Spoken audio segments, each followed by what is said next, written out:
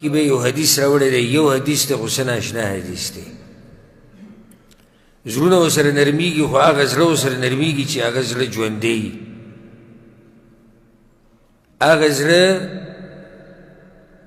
چې د دین سوچ یي پکې،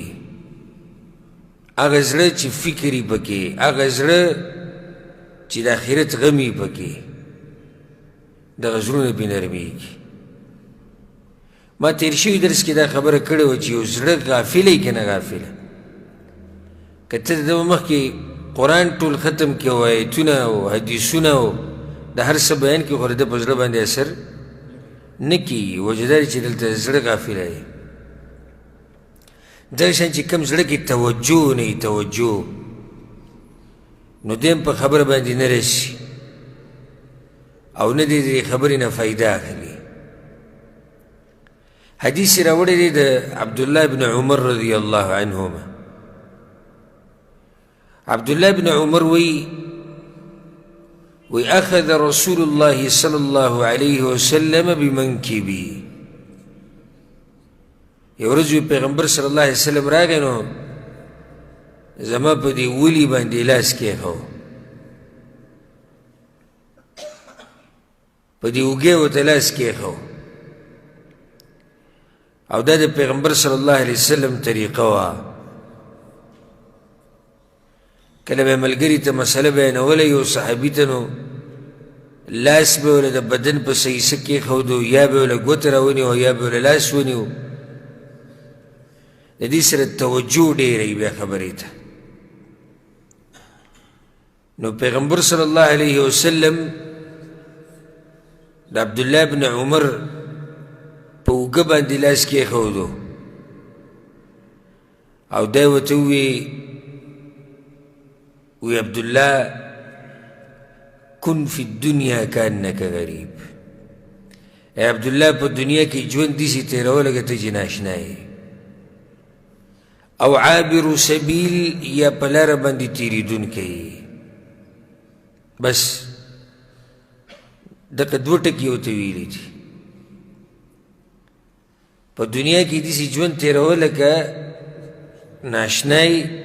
یا په لاره باندې تېرېدونکی. دا هغه ټکي دي او هغه کلمات دي چې د اوږدو اوږدو تقریرونو نه دا کافي ده. اوږد تقریر یو سړی وکړي په ګنټو ګنټو باندې، د هغه تقریرونو نه دا نصیحت کافي دی. او پیغمبر صلی الله علیه وسلم سره خو هغه فصاحت او بلاغت چې واضحه ده. په خپله وایي چې الله ماله جوامع الکلم را کړي. جوامع الکلم معنی ده چې یو سړی لنډه خبره وکړي او په هغې کې ډېرې معنی پرتې. نو د پیغمبر صلی الله علیه وسلم نصیحتونه به هم دغه شان لنډ نصیحتونه به او په هغې کې به ډېرې خبرې پرتې او د څه ناشنا نصیحت یې کړی دی. د فصاحت نه او د بلاغت نه ډکه موعظې بیانه کړې ده. کن فی الدنیا کانک غریب. په دنیا کې داسې ژوند تېروه لکه ته چې ناشنا یې، یا په لاره باندې تېرېدونکی عابر سبیل. ولې دا دوه قسمه خلک ذکر کړي دي؟ وجه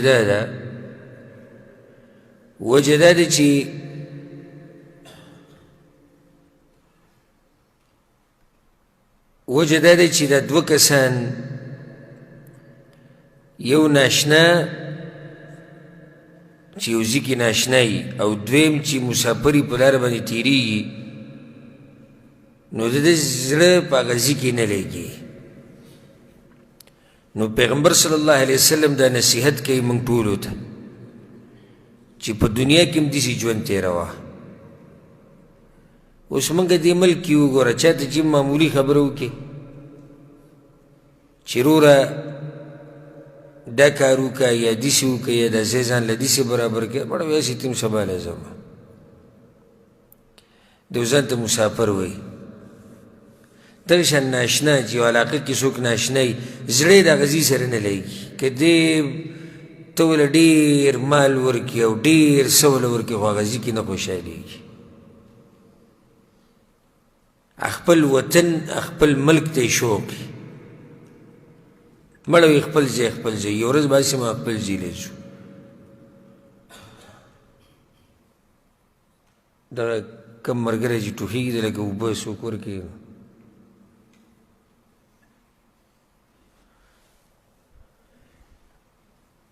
نو څنګه چې دا کم سړی مسافر یو د ده زړه نه لګي په یو ځي کې دغه شان ما ورته پکار دی چې دنیا کې زړه نه لګوو موږ دلته مسافر یو دلته موږ مسافر یو او دلته موږ ژوند داسې تېرو لکه یو ناشنا سړی چې ژوند تېروي زړه به نه لګي دنیا سره دې بعضو ته چې وایي چې سبا لتې ځو چې دې بعضو ته نصیحت وکړي وایي سبا لتې ځو نو دغه شان چېرته د دنیا باره کې هم ووایه که نه چې سبا لتې ځو چې ته ورته کله د دې ملک خبره وکړي یا بل ملک چې دا کار وکړه مړه وایي هسې هم سبا لتې ځو چېرته یو ورځ خو د خولې نه دا ټکي هم راوباسه که نه چې دنیا نه هم سبا له ځو یا دومره چې پکې ورننوتی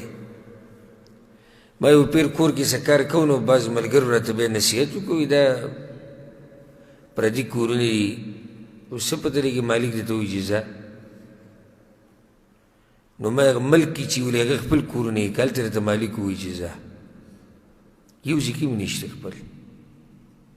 ته که دا وایي چې هغه ملک کې چې کوم کور دی که هلته راته الله ووایي چې ځه نو بیا نه دا د همیشه دپاره دی او نه هغه همیشه دپاره دی